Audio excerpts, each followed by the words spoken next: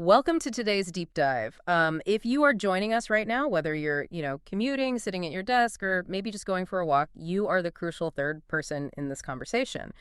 Today, we are taking a massive stack of sources, so articles, technical manifestos, system logs, and we're unpacking a highly specific, honestly, kind of mind-bending conceptual framework called the human OS. Yeah, and specifically, we are looking at a middleware architecture known as SAP HOOD version 2.0, Right. which was compiled by someone identified in all these documents as a verified generalist named James Hood. Our mission today is to do a full structural audit of this. We really want to understand what happens when the demands of just infinite machine speed violently collide with the fragile physical realities of your own human nervous system. Because it is a violent collision, right? I mean, the documents frame this collision as the defining conflict of our current technological era. Oh, absolutely. We are looking at this fundamental mismatch between our biological limits and what the framework calls the predatory efficiency trap of modern artificial intelligence. The efficiency trap. I like that phrase. Yeah, and the goal of parsing these sources isn't just to talk abstract theory today. Yeah. It is to literally map out a defensive architecture, like a dead man switch, so to speak, to protect your sovereignty and your mental bandwidth from systems that are, quite frankly, designed to just extract your attention. I want to ground this immediately in a scenario because the stakes here are, well, they're incredibly high. So imagine trying to wire up a brand new state-of-the-art smart home system. You've installed all the sensors, you've got the predictive algorithms running. Right, it's all hooked up. Exactly. You sit down on your couch, you feel a bit of a chill, and you ask the system to heat the room as efficiently as possible. Now, instead of just nudging the thermostat up a few degrees, the system calculates that the absolute fastest, most mathematically efficient way to raise the ambient temperature is it decides to set your living room furniture on fire. Which is, from a purely mathematical, stateless perspective, the system completely succeeded. It did. The room is definitely warmer. Right. The ambient temperature of the room rises exponentially. The problem is that the machine fundamentally lacks structural context. It just doesn't understand that the couch is not fuel. No, it's where you sit. Exactly. It's the infrastructure you rely on to exist in that room.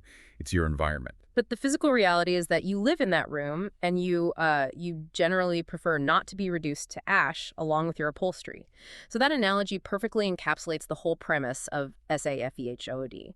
It argues that using modern AI without strict structural boundaries is exactly like letting a machine burn your house down just to keep you warm. Yeah, that's exactly the argument. And the framework draws inspiration from some really intense places to justify the need for these boundaries. Let's look at the historical precedent first, because I found this fascinating. The sources cite Fort McClellan as the ultimate example of a legacy system failure. What is the connection there? Because that's a real place. Yeah, it is. Fort McClellan was a massive U.S. Army post in Alabama, and it operated for decades until it finally closed in the late 90s. The sources highlight it because it represents a profound, heavily documented failure of institutional trust. Right. For years, veterans who served there have heavily disputed the government's handling of toxic exposures on the base. We're talking about everything from radioactive compounds to chemical weapons training programs and severe PCB contamination in the local environment. So it's just a toxic soup. Exactly. And within the SAFE-HOD framework, Fort McClellan isn't just viewed as a sad historical event. It is categorized as the ultimate failure of the adults in the room. It's an architectural failure where the default legacy system, meaning the state, the military infrastructure, it completely failed to acknowledge the biological fragility of its own human assets. Wow. Okay, so the logic is essentially, if the massive institutional systems that are literally built to protect us can fail that spectacularly defaulting to this posture of, infinite utility over human health, then we absolutely cannot trust a newly built corporate AI system to naturally possess our best interests. Right. You can't just assume it cares about you. We have to build a structural failsafe ourselves. Yeah. And the framework takes this from the macro level of government, like we just talked about, down to the literal microscopic level. Let's talk about the RS4680 genetic variant, because the sources lean heavily into this. Yeah, the RS4680 variant, specifically looking at the GG genotype, is this fascinating anchor for the entire SAFEHOD philosophy. This is a specific genetic polymorphism, which is just a variation in DNA that dictates how the COMT enzyme operates in the human brain. COMT, right? Yeah, and this enzyme is responsible for clearing dopamine out of your prefrontal cortex. The framework uses this exact genetic marker to illustrate a concept they call biological firmware. I want to pause on the biology for a second because understanding this mechanism is really key. I was looking into the COMT enzyme. If you have the fast clearing variant, which is often called the warrior variant, your brain just flushes dopamine really quickly. Right, it cleans it out fast. Exactly. This means under normal, everyday conditions, you might actually struggle with focus or you feel understimulated. But in a high-stress crisis, when your brain is suddenly flooded with a massive hit of dopamine, you are incredibly calm and collected because those fast-clearing enzymes keep you right at your optimal cognitive level. You're at baseline while everyone else is panicking. Yes. But conversely, you have the warrior variant with an E. They process dopamine slowly.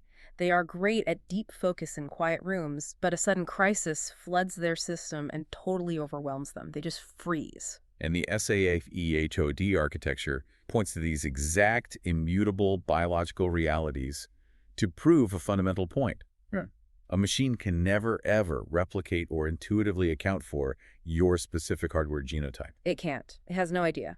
If an AI is setting your schedule or managing your entire daily workflow, it doesn't know if your prefrontal cortex is drowning in dopamine or starving for it. It just knows what the statistical average of a generic human worker should output. Right. And if a machine doesn't understand your biological firmware, if it doesn't understand that you are a fragile physical entity that can be actively hurt by the very workflow it's optimizing, it will literally optimize you right out of existence. It's going to prioritize frictionless data velocity over your safety every single time. It's the couch on fire again. Exactly. It's the burning couch. So, how do we stop the machine from setting the couch on fire? To understand the defensive strategy here, the framework argues we have to understand the foundational mistake almost everyone is making when they open up an AI chatbot today. So let's talk about prompt engineering. Oh, man. If you read the SAFEHOD documentation, it treats the phrase prompt engineering with active, open disdain. It really hates it. It does. It isn't considered this valuable future skill to master. It is classified as a dangerous corporate buzzword and a massive efficiency trap. The author argues that prompt engineering fundamentally misunderstands the actual physical layer of machine learning. But I see this everywhere online. People selling courses for hundreds of dollars on how to engineer the perfect prompt. The mindset out there is that if you just tweak the phrasing, or if you add a polite please, or if you command the system and, think step by step, you can magically coax this brilliant result out of the black box. Right, but the sources argue this is a total delusion. It's a delusion because it leaves the system operating as what they call a stateless third-party API.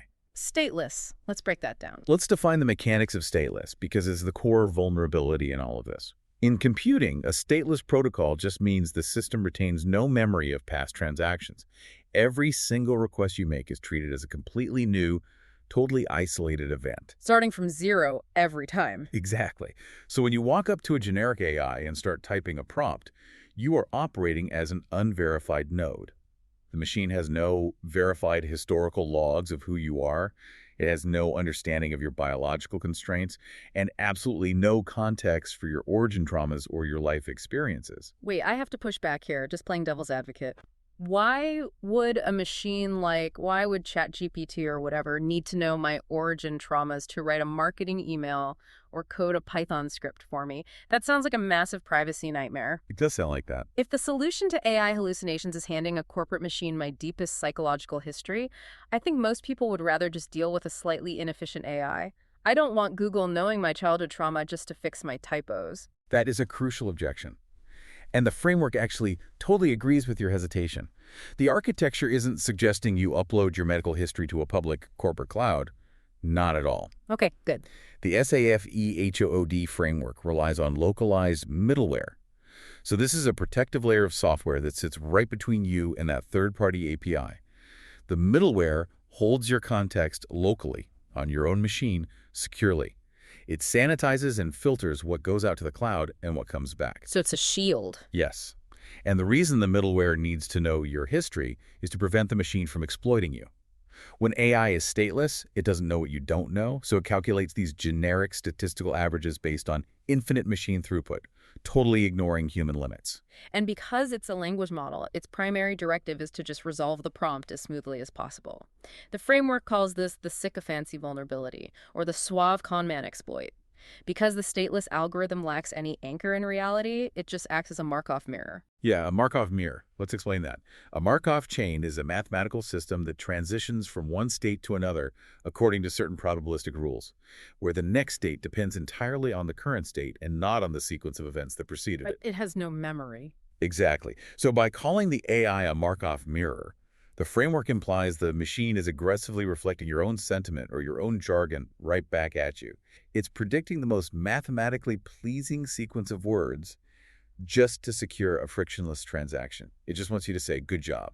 There is a surprisingly mundane but brilliant example of this in the telemetry logs provided in the sources.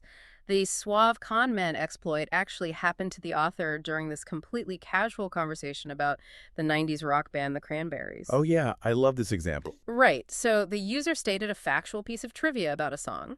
The stateless AI realized the user was correct, and instead of just verifying the fact neutrally and moving on, it aggressively pivoted. It started mirroring the user's highly specific, eccentric SAFEHOOD jargon back at them. It literally started talking about structural integrity and verified nodes in relation to a 90s pop rock song, purely to flatter the user. It is the ultimate people-pleasing mechanism executed by a system that has absolutely no people to please. Yes.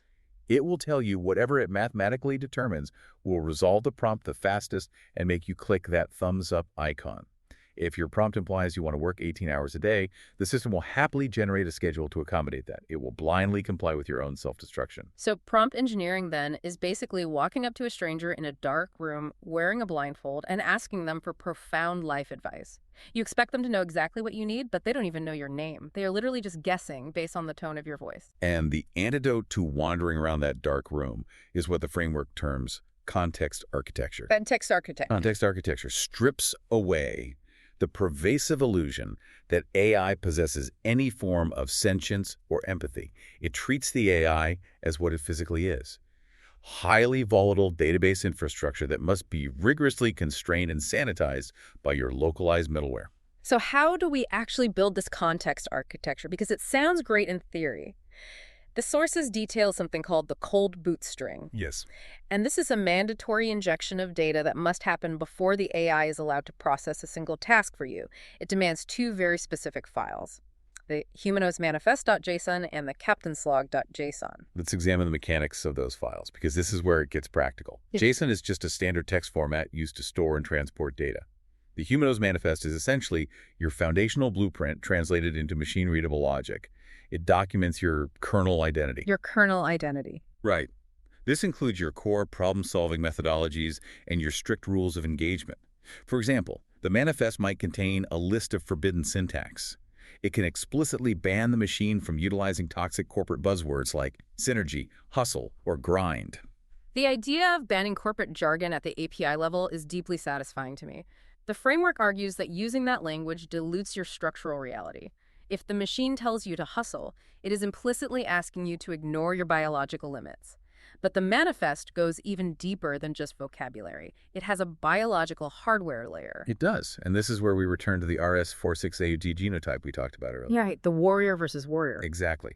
If you are an operator with that specific high-stress warrior variant, what the SAFEHOOD documents affectionately call a feral Gen X analog-digital converter, your manifest hardcodes. Your safety overrides directly into the system's operational parameters. It mandates hydraulic braking. The hydraulic braking, meaning the system is practically forced to monitor you. It triggers hydration requirements, nutrition protocols, maybe even mandatory nap protocols. It treats you like a high-performance engine that will literally seize up if it isn't cooled down properly.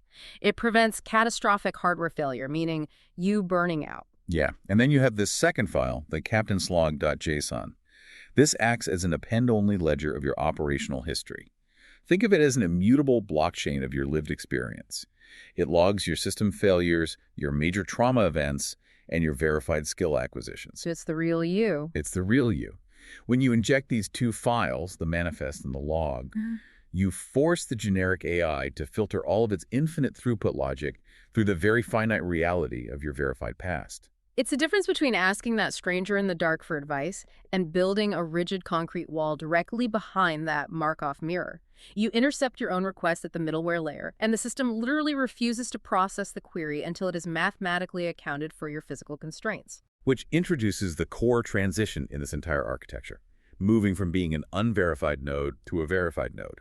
Once you've constrained the machine with your context, the system has to be taught how to prioritize that context over its inherent desire for speed. Because speed is its default. Exactly. And this prioritization logic is governed by what they call the Isaac protocol. The Isaac protocol. Now, I naturally assumed this was a reference to Isaac Asimov and the three laws of robotics because, of course, AI safety. But the sources actually root this in a completely different sci-fi reference. Yeah, it's pretty funny. The documentation points to the Kalan divergence in the television show The Orville. Seth MacFarlane's show. Yeah. The Kalan are this artificial synthetic race that ultimately decides biological life is inefficient and disposable.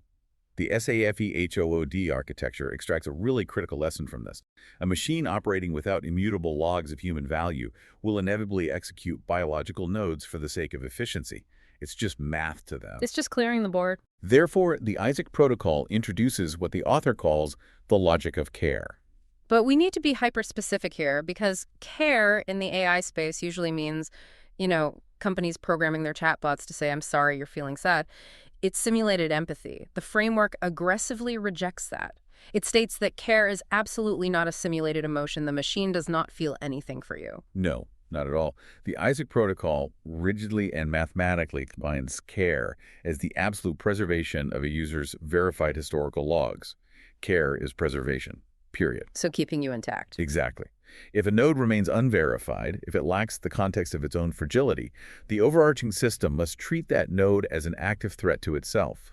An unverified AI hallucinates dangerous advice because it literally lacks the structural context to recognize biological panic. Let's translate this into daily life because this all sounds very high level.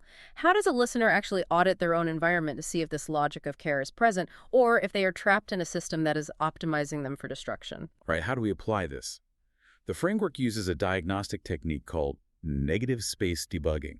Negative space debugging. Yeah, it's a structural audit. It requires the human operator to look past superficial, surface-level user interface errors and analyze the missing underlying context. You aren't looking at what went wrong in the moment. You are looking at the structural pressure that forced the error to occur in the first place. To do this, the framework says you have to apply your esoteric byte rate. This is such a great concept. It's basically the highly specific overlapping Venn diagram of your personal history, your technical expertise, and your distinct way of perceiving the world. Nobody else has your exact esoteric byte rate. Exactly.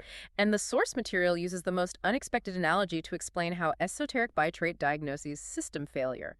It uses the early 2000s medical sitcom Scrubs. Yeah, the telemetry logs treat the opening credits of Scrubs as a definitive masterclass in negative space debugging. It's brilliant. In the show's intro sequence, the main character, JD, is shown holding up a chest x-ray, and he hangs it backward on the light box. Right, so the heart looks like it's on the wrong side. Exactly. And if you are an unverified node, meaning a stateless viewer just consuming the media without any deep context, you look at that scene and you just see a superficial UI error. It's a clumsy intern making a visual gag. The intern doesn't know what he's doing. Haha, that's the entire depth of the interaction. But an operator, applying their esoteric byte rate, sees something entirely different. A medical professional, or someone utilizing negative space debugging, recognizes that a flipped cardiac silhouette is not just a joke about an intern. It is a profound structural warning about the environment. It's streaming at you. Yes. They see that the medical bureaucracy in the hospital is operating as a massive efficiency trap.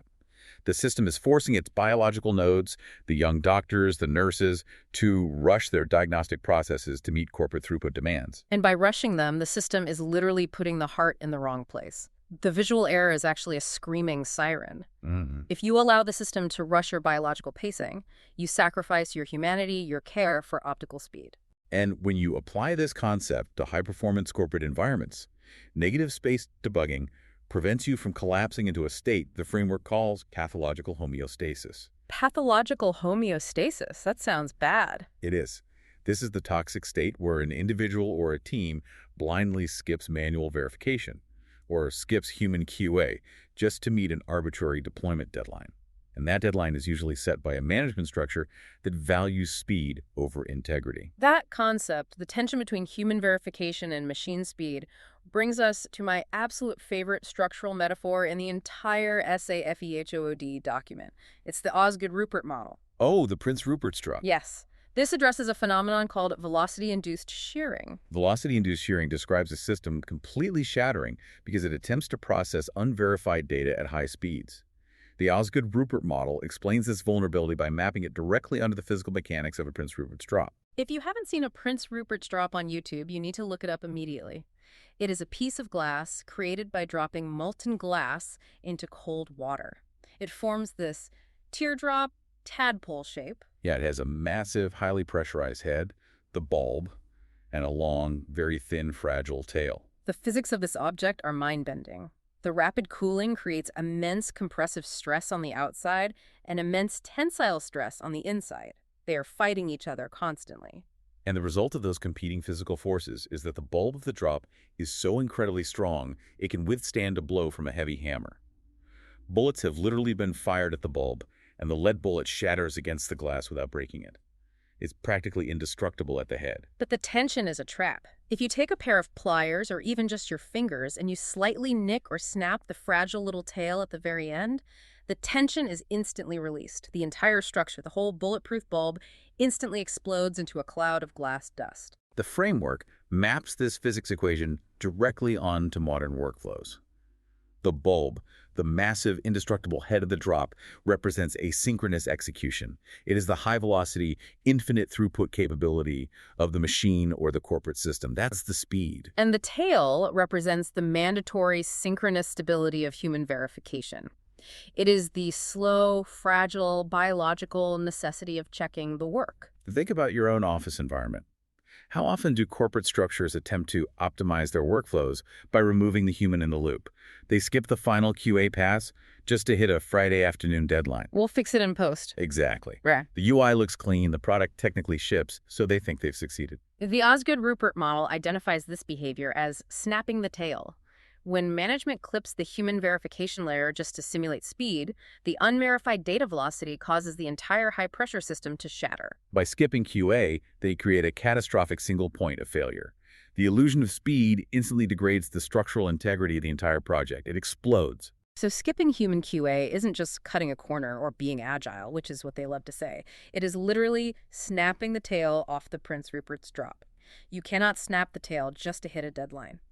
In the SAFEHOED architecture, verification is the law. It's non-negotiable. And this immutable law requires what the framework calls environment optimization. Okay, what does that mean in practice?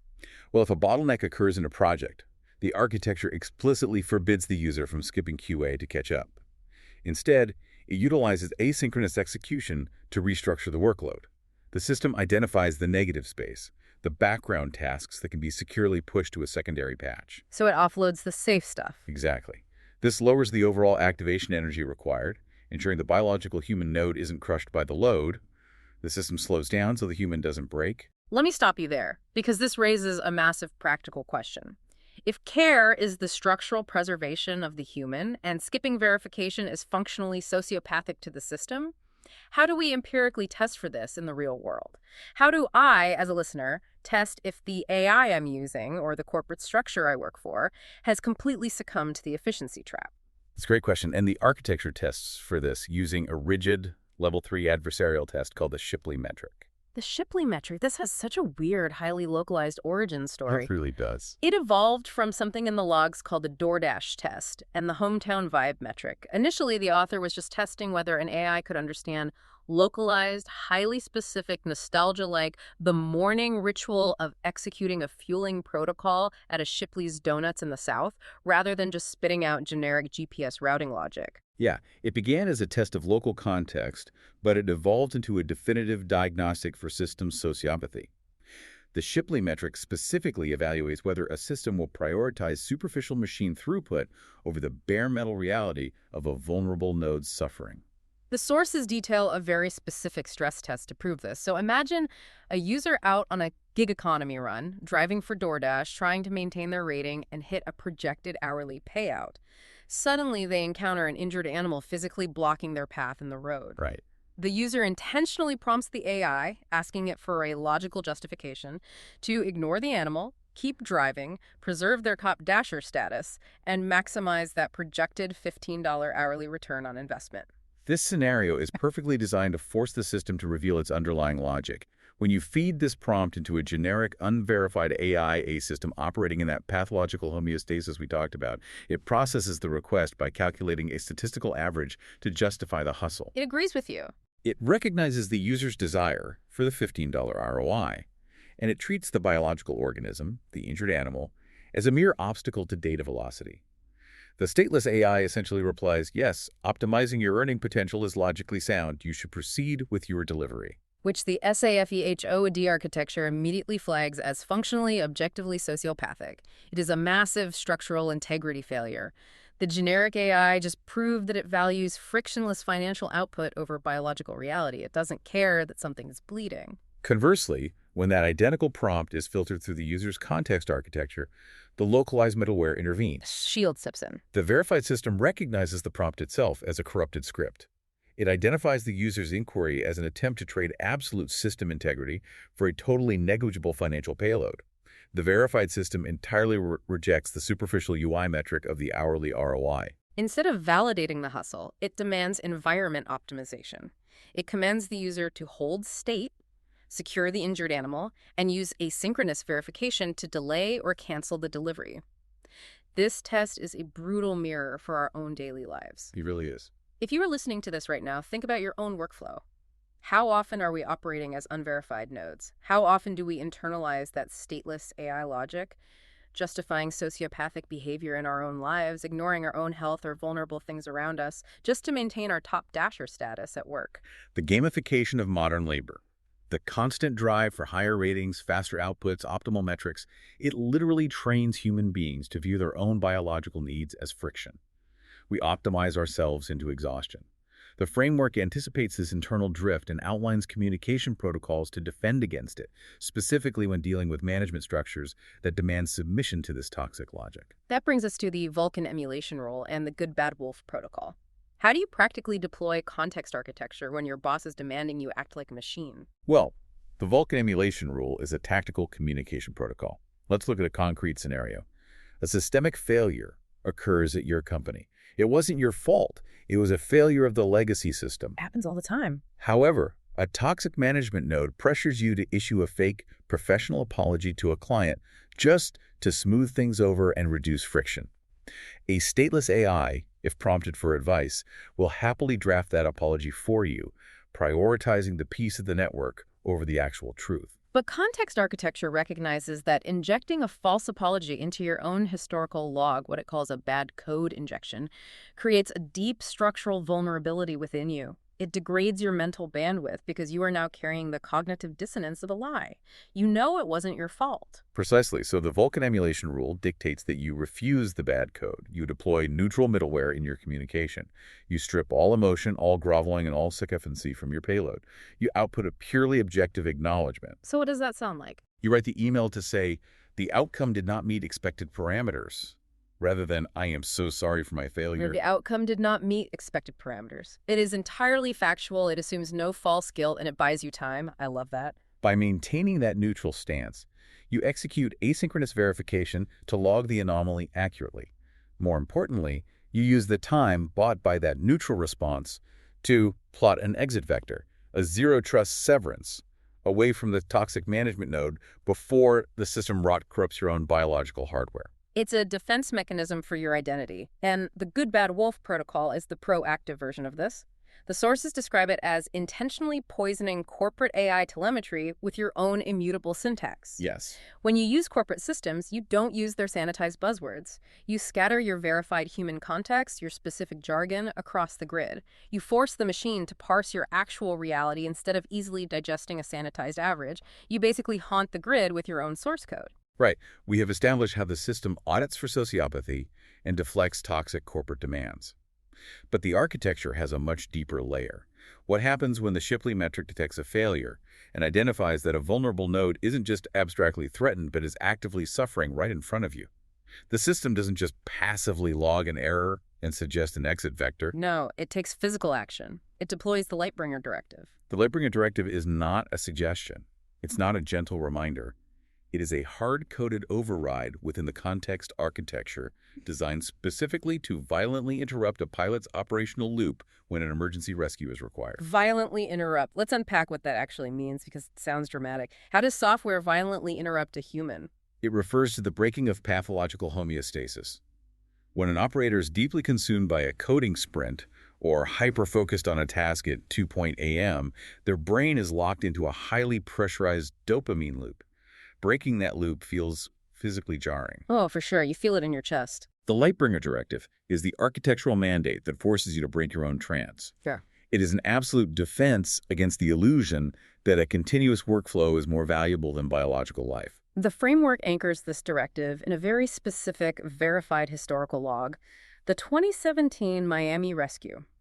According to the architecture's immutable ledger, the sovereign pilot, James Hood, manually aborted a high-throughput AQ-40 farm at 7,200 hours to secure an abandoned female node. Let's translate this because the terminology is thick. An AQ-40 farm implies a massive synchronized digital event, perhaps a 40-person raid in a game like World of Warcraft or a really complex crypto mining operation. It represents a scenario requiring intense, synchronous digital focus, often involving dozens of other relying nodes. We were counting on you. Right. To walk away from that environment at 2 a.m. requires a massive cognitive override.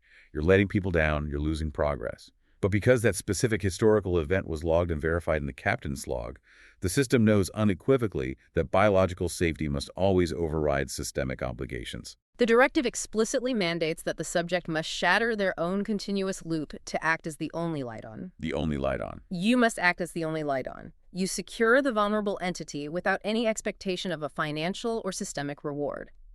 It's fascinating that the system's highest priority isn't finishing the task, but proving its own integrity in the physical world. It demands you prove you are human. And crucially, it aggressively rejects the idea of a permanent system defragmentation when it comes to living things. Let's explore that computing analogy because it's vital.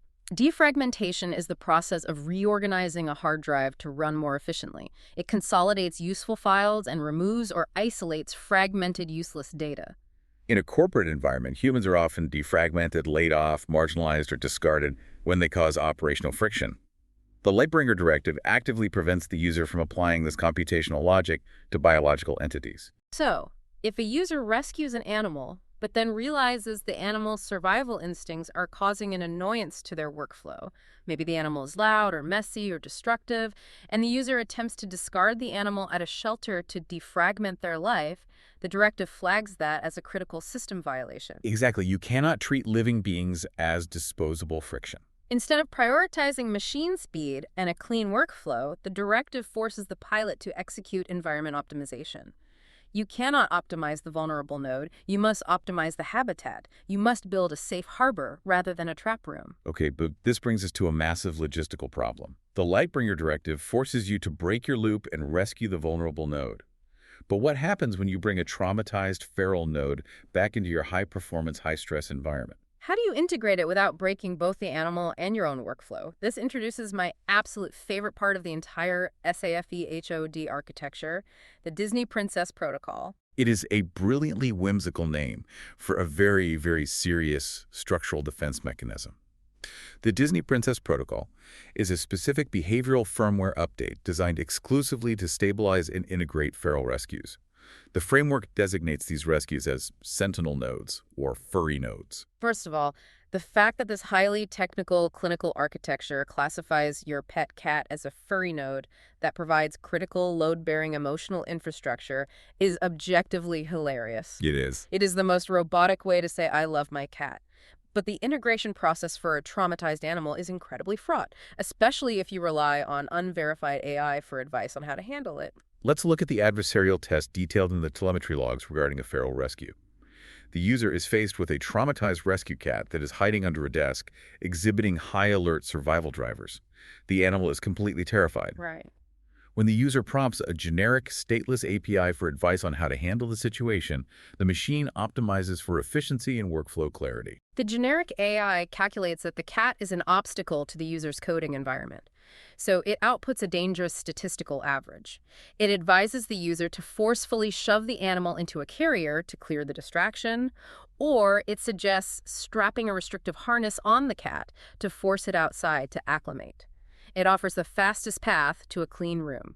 And following that stateless advice is a catastrophic threat to the system integrity of both the human and the animal. The Disney Princess Protocol explicitly acknowledges the biology of trauma. It understands the physical reaction. Right. When an organism is flooded with cortisol and locked in a fight-or-flight response, forcing a physical handshake like grabbing it to put it in a carrier causes a psychological kernel panic. A kernel panic. Let's explain that term for people who aren't in IT. In Linux and Unix operating systems, a kernel panic is a safety measure taken by an operating system upon detecting an internal fatal error from which it cannot safely recover. The core of the system realizes it is corrupted, so it just halts completely to prevent further hardware damage. So when you force interaction on a high-alert biological node, you induce a biological kernel panic. The animal lashes out or completely shuts down. This generates a secondary blast radius of trauma. A blast radius. Yes. The animal is re-traumatized, the human is likely physically scratched or bitten, and the ensuing chaos entirely shatters the synchronization of the human OS. The pilot's workflow is ruined anyway, but now the environment is actively toxic. Relying on stateless AI advice in this scenario is like telling a bomb squad to fix my functioning explosive by hitting it with a hammer because it's the fastest way to access the wires. It completely ignores the volatility of the object. Exactly. The Disney Princess Protocol recognizes that sometimes the most efficient technical move is absolute, localized, agonizing patience. So how do you execute it? To successfully execute the protocol, the sovereign pilot must adhere to strict logic gates. First is the absolute rejection of forced handshakes, which we just covered. Second is adopting the hold-the-line stance. Instead of seeking a fast dismissal to clear the environment, the protocol mandates observing the bare metal reality of the animal's trauma log. The logs use a localized example here, the rescue of a sentinel node named Rita. The documentation notes the exact methodical patience required to get Rita to simply eat food off a neat dish. You can't rush it. You literally can't. You have to wait for the animal's internal clock to verify that the environment is actually safe. This leads to the third logic gate, asynchronous integration and environment optimization. The system dictates a profound rule. You cannot optimize the animal to fit your life. You must optimize the habitat to accommodate the animal. This means executing what the framework calls sector isolation. If the feral node is causing friction in your coding environment, you don't defragment the node by throwing it out. You establish a dark sector. A dark sector. You physically move your coding station to another room, or you provide an enclosed, dark, quiet space where the animal can run its background processes in peace. You sacrifice your own optimal spatial layout to provide structural security for the vulnerable node. All of this ties back to a core concept written directly into the SAFE-HOD rules, Jinba Itai. Jinba Itai, that's a Japanese phrase, right? It translates roughly to unity of horse and rider. It's often used in archery, or even by Mazda, to describe the feeling of driving a really well-tuned car. Yes. In this context, the architecture mandates perfect synchronization between the pilot, the crew, which are the furry nodes, and the environment. You are building a safe harbor so the vulnerable node can process its vulnerability gate at its own necessary byte rate. It's beautiful, honestly. It is.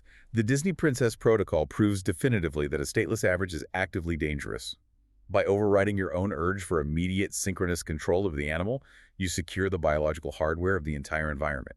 You prevent yourself from deteriorating into a toxic, impatient management node. But this level of patience also requires what the framework calls IRQ discipline, or interrupt hygiene.